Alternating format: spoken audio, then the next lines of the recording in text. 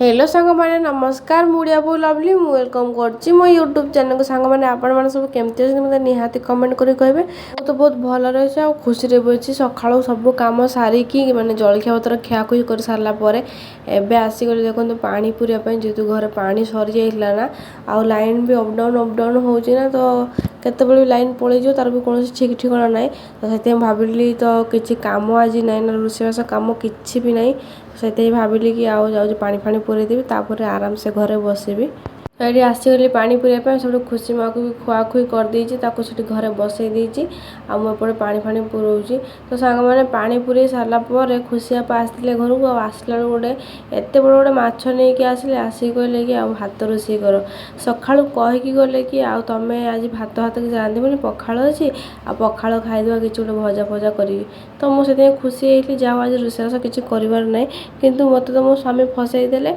आते देखो भात भात बसईदे पखाड़ रखिदेली आ खुशी माँ को ना सका आज गाड़ी करी ना बदमाश करते तो चूड़ी बाजी जाता तो मो कानर पूरा भांगी जाता तो मुझे आउ गोटे कानर पिंधिदेली ना भल देखा जाऊनी ना कानर फानर पिंधा पुंधि कर सारापर जी माछ फाछ काटाकुटी करी आउ माछ काटिबार तो बहुत कष्ट काम न काटिले भी तो नहब खुशी आप ना मत ही करने पड़ो ये देखते एवं आसीगली आउ बाथरूम भितर ही माछ काटापी पड़ो बाहर को भी नहीं कि जाइहबनी कहीं बाहर गाड़ी फाड़ी समस्त थुआई जो मन नाइट ड्यूटी ना से गाड़ी फाड़ी सब थुआई से सांग मैंने बाथरूम भितर ही माछ काटिदेवी माछ काटला बेलू आज एत जोर से माछटा खसुला कि मुझे काटि भी पारे मत पूरा घंटे पाखापाखि लगे माछ काटापी बहुत कष्ट माछटा काटिली मु तो ये देखो माछ काटाकुटी कर सारिक आणिकी धुआ धुई करदेली पूरा भल भाव आठ लुण हलदी देकी भल भाव गुला गुली कर रखिदेवी आगे जस्ट लेम्बू पकईकी रखिदेवी तापर मसला फसला छड़ेबी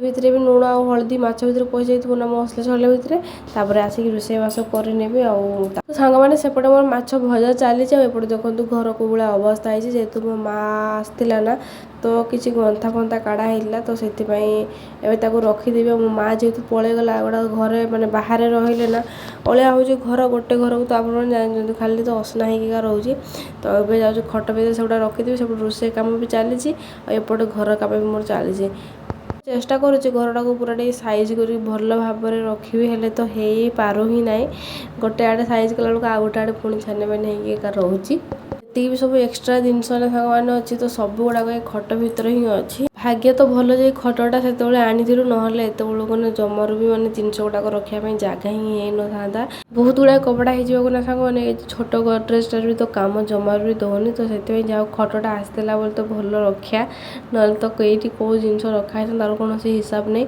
तो चार्टा जाक बक्स ही लुगापटा सब फुल हो गोटे जगह बासन फासन फुल हो एपटे सामने माछ भजा भी देखो मोर चली माछ भजा अधा माछ भाजी रखी सारे आउ सब घर कम भी मोर चली झाड़ बा गाधी पड़े तो रोषे सरनी आउटे मोर रोषे भी सरी नहीं देखो खुशी माँ आसिक पूरा घर पहुँचला खुशी खाई गलु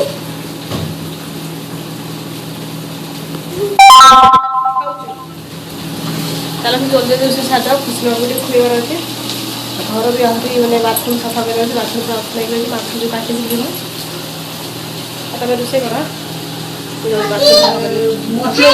सब कर सब काटाकुटी कर सब कर आज सका स्वामी कहते गोटे कथा कले गोटे कथा से सी तो मत सका फसई एवं मुझे फसई मोर कम लगी कहली तुम रोषेईवास कर मोर कपड़ा पड़ी बाथरूम भी असना पड़ा माछ काटिदी ना तो मुझे धुआधुई करी और कपड़ा सुखासुखी करी तो रोषेईवास कम लगे देकी आसिकी ये मुझे कपड़ा फड़ा धुआधुई कर सांग सुखे दूसरी आउ इच्छा तो नहीं जमार छात उपरक आसिक कपड़ा सुखाई जो भाया खरा होची खुशियार बहुत गुटे कपड़ा हो जाता ना तो से आनिक धुआधुई कर सुखेदेली ना पचे बासी कपड़ा गुड़ाक पानी बाथरूम में पड़किना बासी जाऊँ कपड़ा गुड़ाक तो ये धुआधुई कर सुखासुखी करदेली तो सांग मैंने आपण मैंने मो चैनल नुआ अच्छा कि मो वीडियो प्रथम थर पर देखुं निहाती चैनल को सब्सक्राइब करेंगे मो वीडियो आपको केमती लगुच मतलब निहाती कमेंट कर सेटा भी जनइबे जदि मो वीडियो भल लगा तो लाइक भी करदे छोट वीडियोटा आपण बनाऊँगी आपण मानक गोटे दिन ब्लॉग नदेले भल भी लगुनि डेली ब्लॉग न बनैले भी सांग मैंने भल लगुनि लगुच कि गोटे मुझे मिस कर जाऊँगी तो सांग मैंने देखो कपड़ा सुखी आसला बेलू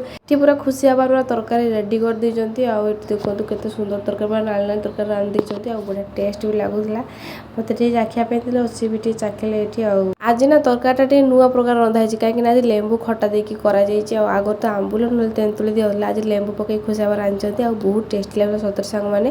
ତ ସାଙ୍ଗମାନେ ଆପଣମାନେ ଯେମିତି କହିଥିଲେ, ଆଉ ଆଜି ମାଛ ହେଇଥିଲା ନା ଘରେ, ତ ଘର ସାରାଟା ପୁରା ଆଇଁଷ ଆଇଁଷ ବାସୁଥିଲା, ଜମାରୁ ବି ଭଲ ଲାଗୁନଥିଲା। ଆଉ ଖାଇ ପିଇ ସାରିଲା ପରେ ଖୁସି ମାକୁ ବି ଖୁଆଇ ନେଇଥିଲି। ଆଉ ଖୁସି ମାକୁ ଶୁଏଇବି ବୋଲି ଭାବିକି ତାପରେ ସବୁ କାମ କରିବି ବୋଲି ଭାବିଲି, ହେଲେ ଜମାରୁ ଖୁସି ମା ଶୋଇଲାନି। ଆଉ ମୁଁ ସେଥିପାଇଁ ଭାବିଲି ହଉ ଠିକ୍ ଅଛି, ମୁଁ ପରେ ଉଠିକି କାମ କରିବି। ଖୁସି ମା ସାଙ୍ଗରେ ମୁଁ ନ ଶୋଇଲେ ସେ ଜମା ଶୋଇବନି, ତ ଏଠି ଖୁସି ମାକୁ ଶୋଇ ଦେଇଥିଲି, ତାର ମୁଁ ବି ଶୋଇ ଯାଇଥିଲି। ଉଠିଲା ପରେ ବାସନ ଗ୍ୟାସ୍ ଫ୍ୟାସ୍ ସବୁ ଧୁଆଧୁଇ କରିକି ପୁରା ଘର ଫର ପୋଛାପୋଛି କରିଦେଲି। ଆଉ ଏଠି ଦେଖୁନ ସାଙ୍ଗମାନେ, ସେଦିନ ଯେଉଁ ମାର୍କେଟ ଯାଇଥିଲି ଏଠି 3ଟା ପାପୋଛ ଆଣିଥିଲି। ଗୋଟେ ମାନେ ବାହାରେ ତ ପୁରା ପକାଏନି, କାହିଁକିନା ଖୁସି ଆଉ ଚିକି 2 ଜଣ ଦୌଡ଼ା ଦୌଡ଼ି ଲାଗନ୍ତି ନା, ତ ଗୋଟେ ଥର ଖୁସି ପୁରା ପଡ଼ିଯାଇଥିଲା ଆଉ ତା ମୁହଁ ପୁରା ମାଡ଼ ହେଇଯାଇଥିଲା। ତ ସେଇଦିନ ପାଖରୁ ମୁଁ ବାହାରେ ପୁରା କିଛି ପକାଏନି। ଖୁସି ବାବାକୁ ବହୁତ ଥର କହିଲିନି କି 2ଟା ମ୍ୟାଟ୍ ଆଣ, ନହେଲେ ଆଉ ଛୋଟ ଛୋଟ ପାପୋଛ 2ଟା ଆଣ, ତ ସିଏ କହିଲେ କି କେବେ ମାର୍କେଟ ଗଲେ ଆଣିବା। କିନ୍ତୁ ବହୁତ ଜରୁରୀ ଥିଲା ପାପୋଛ, କାହିଁକିନା ମୋତେ ଠାକୁର ଘରେ ଗୋଟେ ପକେଇବାର ଥିଲା, ତ ସେଥିପାଇଁ 3ଟା ପାପୋଛ ନେଇକି ଆସିଲି। ଲାଗୁଛି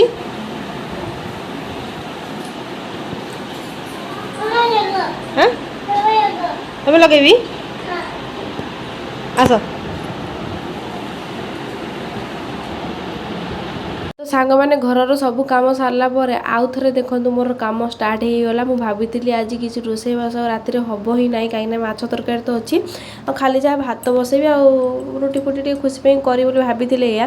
କିନ୍ତୁ କ'ଣ ହେବ, ମୋ ଦିଅର ମାନେ ଆସିକି ହଠାତ୍ ପହଞ୍ଚିଗଲେ ଆଉ କହିଲେ କି ଆଉ ଭାଉଜ ଚିକେନ୍ ପକୋଡ଼ା କର, ତ ଆଉ ନ କଲେ ହେବ ହିଁ ନାହିଁ। ଆଉ ତ ସେଥିପାଇଁ ଭାବିଲି କି ହଉ ଚାଲ ଛୁଆମାନେ ଖାଇବା ପାଇଁ ଆଶା କରୁଛନ୍ତି ମାନେ କରିଦେବି। ତ ଏଠି ଆସିଗଲି ରୋଷେଇ ଘରକୁ, ଆଉ ଏଠି ଚିକେନ୍ ଫିକେନ୍ ଭଲ ଭାବରେ ଧୁଆଧୁଇ କରିକିନା ଏଠି ପୁରା ମସଲା ଫସଲା ଚଳାଚଳି ଗ୍ରାଇଣ୍ଡର ଫ୍ରାଇଣ୍ଡର କରିଦେଇଥିଲି। ଆଉ ଲାଗି ପଡ଼ିଲି, ଆଉ ନହେଲେ ଛୁଆମାନଙ୍କର ମନଟା ଦୁଃଖ ହେବ ନା, ବହୁତ ଦିନ ହେଇଗଲାଣି ମାନେ କହୁଥିଲେ କି ଭାଉଜ ଆଉ ଆମ ପାଇଁ ଟିକେ ଚିକେନ୍ ପକୋଡ଼ା କର, ଚିକେନ୍ ପକୋଡ଼ା କର। ତ ମୁଁ ହିଁ ଟିକେ ମାନେ ଖୁସି ମା ପାଇଁ ଟିକେ କରିପାରୁନଥିଲି, ସିଏ ମୋତେ ହଇରାଣ କରିଦିଏ ନା। ତ ଆଜି ଖୁସିକୁ ନା ରାଜା କହିଲେ କି ମୁଁ ଧରିବି, ହେଲେ ତମେ ନିହାତି ଚିକେନ୍ ପକୋଡ଼ା କର ଆଉ ମୁଁ ଖାଇବି। ତ ଆଗରୁ ଯେତେବେଳେ ମୁଁ ନୂଆ ବାହା ହେଇକି ସାଙ୍ଗମାନେ ଆସିଥିଲି ନା, ତ ସେତେବେଳେ କାଳିଆ ସବୁବେଳେ ଚିକେନ୍ ଆଣନ୍ତି କି ଭାଉଜ ମୋ ପାଇଁ ଚିକେନ୍ ପକୋଡ଼ା କରିଦିଅ। ସେତେବେଳେ ଖୁସି ବି ଜନ୍ମ ହୋଇନଥିଲା ନା, ତ ମୁଁ ସବୁ ଜିନିଷ କରି ବସିଲି ସାଙ୍ଗେ ସାଙ୍ଗେ। କିନ୍ତୁ ଏବେ ତ ମୋ ଝିଅ ମୋତେ ପୁରା ଟିକେ ହଇରାଣ କରିଦେଉଛି, ତାକୁ ନ ଧରିଲେ କୌଣସି କାମ ହେଇପାରିବନି। ତ ସାଙ୍ଗମାନେ ଏଠି ଦେଖନ୍ତୁ, ଆଉ ତାଙ୍କମାନଙ୍କୁ କଥା ରଖିକି ଏଠି ଟିକେ ଚିକେନ୍ ପକୋଡ଼ା କରିବା ପାଇଁ ଆସିଗଲି। ଆଉ ମୁଁ କେମିତି କ'ଣ ଚିକେନ୍ ପକୋଡ଼ା କରେ ଆପଣମାନଙ୍କ ସହିତ ବି ସେୟାର କରିଦେଉଛି। ବେଶୀ ଜିନିଷ ମୁଁ ମିଶାଏନି କି ବେଶୀ କଲର୍ ଫଲର୍ ବି ଆଡ଼୍ କରେନି, ପୁରା ମାନେ ସାଧା ସିମ୍ପଲ୍ରେ କରେ, ଆଉ ସେଇଟା ବି ବହୁତ ଟେଷ୍ଟି ହୁଏ। କାଳିଆକୁ ସେଥିପାଇଁ ବହୁତ ପସନ୍ଦ କି ଆଉ ମାନେ ପୁରା ସାଧା ସିମ୍ପଲ୍ରେ ମୁଁ ବନାଇ ବୋଲି ନା, କାଳିଆ କୁହନ୍ତି ଭାଉଜ ତମେ ଏକା ସବୁବେଳେ ବନାଅ ଚିକେନ୍ ପକୋଡ଼ା, ଆଉ ମୁଁ ଏଠି ଖାଇବି। ତ ଏଠି ସାଙ୍ଗମାନେ ଦେଖନ୍ତୁ ପୁରା ଚିକେନ୍କୁ ଭଲ ଭାବରେ ପୁରା ସବୁ ମସଲା ଫସଲା ଗୁଳାଗୁଳି କରି ତାକୁ ଏଠି ରଖିଦେଲି। ଆଉ ଏପଟେ କଡ଼େଇ ବି ବସେଇଦେଲି, କଡ଼େଇ ବି ଏପଟେ ମୋର ଦେଖନ୍ତୁ ଗରମ ହେଇଗଲା। କଡ଼େଇ ଗରମ ହେଇସାରିଲା ପରେ ଏଠି ଦେଖନ୍ତୁ ତେଲ ପକେଇଦେଲି, ଆଉ ତେଲ ବି ଗରମ ହେବା ପାଇଁ ଟିକେ ଛାଡ଼ିଦେବି, ତାପରେ ଯାଇକି ଛାଣାଛୁଣି କରିବି। ତାପରେ ଖୁସି ମା ଆସିକି ପଛପଟେ ଠିଆ ହେଇକି ଡାକୁଛି ମୋତେ ଟିକେ ଦେଖାଅ, ମୋତେ ଟିକେ ଦେଖାଅ, ତ ତାକୁ ରାଜା ନେଇଗଲେ ଆସିକି। ତ ଏଠି ଦେଖନ୍ତୁ ସାଙ୍ଗମାନେ ପକେଇ ଦେଇଛି ପୁରା ଚିକେନ୍ ପକୋଡ଼ା, କେତେ ସୁନ୍ଦର ନାଲି ନାଲି ହେଇକି ପୁରା ବାହାରିଗଲା। ଗୋଟେ ଥର ଛାଣି ସାରିଲା ପରେ ଏଠି ଆଉ ଗୋଟେ ଥର ବି ମୁଁ ଛାଣିଦେଲି। ଆଉ ବହୁତ ଗୁଡ଼ାଏ କିଲେ ଚିକେନ୍ ଆଣିଥିଲେ ନା, ତ ମୁଁ କରିଦେଲି ଏଠି। ଆଉ ଖୁସି ବାବା ତ ମୁଁ ଏପଟେ ଛାଣୁଛି, ସେ ସେପଟେ ଖାଉଛନ୍ତି। ଆଉ ରାଜା ତାଙ୍କର ଠିଆ ହେଇକି ରହିଛନ୍ତି କି ଆଉ ଭାଉଜ କେତେବେଳେ ସରିବ, ତାଙ୍କୁ ମୁଁ କହୁଛି ନିଅ ଖାଅ, ତ ସେ କହୁଛନ୍ତି ହେଇସାରୁ ମୁଁ ଏକାଥରେ ତୁମମାନଙ୍କ ସହିତ ବସିକି ଖାଇବି। ଆଉ ଦେଖନ୍ତୁ ମୁଁ ଏଠି ଚିକେନ୍ ପକୋଡ଼ା କରୁଛି ବୋଲି ରାଜାର ଡ୍ୟୁଟି ଆଜି କେବଳ ଖୁସିକି ଧରିବା ପାଇଁ, ମାନେ ତାଙ୍କର ବହୁତ ଇଚ୍ଛା ଅଛି ଯେ ଚିକେନ୍ ପକୋଡ଼ା ଖାଇବେ ବୋଲି। ତ ମୁଁ କହିଲି ହଉ ଠିକ୍ ଅଛି, ତାହେଲେ ମୁଁ ଆଜି କରିଦେବାଟା ହିଁ ହେବ। ବହୁତ ଦିନ ହେଇଗଲାଣି, ମାନେ ବର୍ଷେ କି 2 ବର୍ଷ ହେଇଗଲାଣି ବୋଧେ କହୁଥିଲେ ମୋତେ କାଳିଆ କି ଭାଉଜ ଚିକେନ୍ ପକୋଡ଼ା କର, ଚିକେନ୍ ପକୋଡ଼ା କର, କିନ୍ତୁ ଆଜି ରାଜା ଯାଇକି କହିଲେ କି ନା ନା ଆଜି ହିଁ ଖାଇବି। ତ ଗୋଟେ ଦେଖନ୍ତୁ ସାଙ୍ଗମାନେ ଫାଇନାଲି ମୋର ଚିକେନ୍ ପକୋଡ଼ା ପୁରା ରେଡ଼ି। ଆଉ କେତେ ସୁନ୍ଦର ଦେଖାଯାଉଛି ଆପଣମାନେ ନିହାତି କମେଣ୍ଟ କରିକି କହିବେ। ଆଉ ଏଠି ପୁରା ସଜେଇକି ବଢ଼ିଆ ସୁନ୍ଦର ରଖିଦେଲି ଟମାଟୋ ସସ୍ ଚିଲି ସସ୍ ଦେଇକି। ତାପରେ ଆମେ ବସିଗଲୁ 6 ମୂର୍ତ୍ତି ଏଠି ଖାଇବା ପାଇଁ। ଆଉ ବହୁତ ଟେଷ୍ଟି ସାଙ୍ଗମାନେ ସତରେ ହେଇଥିଲା, ଆଉ ମୋତେ ତ ବହୁତ ବଢ଼ିଆ ଲାଗୁଥିଲା। ଆଉ କାଳିଆ ତ କହିଲେ କି ଆଉ ଏମିତି ଯଦି ସବୁଦିନ ମିଳନ୍ତା ନା ମୁଁ ସବୁଦିନ ଖାଆନ୍ତି, ତ ସେ ସେଇ କଥା ମୋତେ କହୁଥିଲେ। ମୁଁ କହିଲି ହଉ ଠିକ୍ ଅଛି, ତାହେଲେ ଡେଲି ଚିକେନ୍ ଆଣେ, ମୁଁ ଡେଲି ମୁଁ ବନେଇଦେବି। ଆଉ ଏମିତିରେ ବି କିଛି ଅସୁବିଧା ନାହିଁ, କାହିଁକିନା କର୍ଣ୍ଣଫ୍ଲାୱାର ବି ଆମର ଫ୍ୟାକ୍ଟ୍ରିରେ ମିଳୁଛି ନା, ତ ସେଇଠୁ ବି ଆସିଯିବ। ଖାଲି ଚିକେନ୍ର କଥା, ଚିକେନ୍ ତ ଦୋକାନ ବି ପାଖରେ ହେଇଗଲାଣି ଏବେ, ଆଉ କିଛି ବି ଅସୁବିଧା ନାହିଁ। ତ କାଳିଆ ସେ କଥା ମୋତେ କହୁଛନ୍ତି କି ଭାଉଜ ଏବେ ସବୁ ରବିବାର ଦିନ କିନ୍ତୁ କରିବା। ମୁଁ କହିଲି ହଉ ଠିକ୍ ଅଛି। ତ ସାଙ୍ଗମାନେ ଆଜିର ଭିଡ଼ିଓଟା ଯଦି ଭଲ ଲାଗିଥିଲା ତାହେଲେ ନିହାତି ଲାଇକ୍ କମେଣ୍ଟ ସେୟାର ସବସ୍କ୍ରାଇବ୍ କରିବାକୁ ଜମାରୁ ଭୁଲିବେନି।